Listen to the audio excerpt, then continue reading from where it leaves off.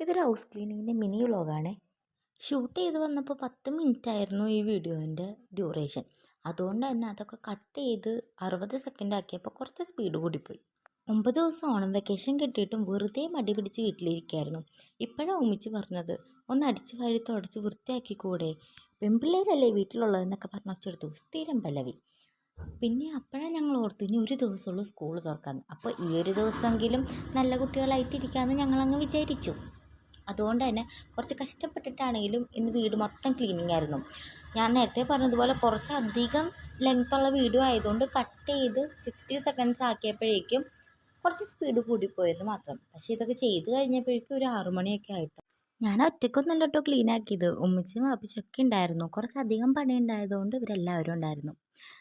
അടുത്ത വെക്കേഷൻ ആയാലേ ഞങ്ങളെ കിട്ടുള്ളൂ എന്നറിയുന്നത് കൊണ്ടാണെന്ന് തോന്നുന്നു അവർ കുറച്ചധികം മുതലെടുത്തോ എന്നൊരു സംശയം.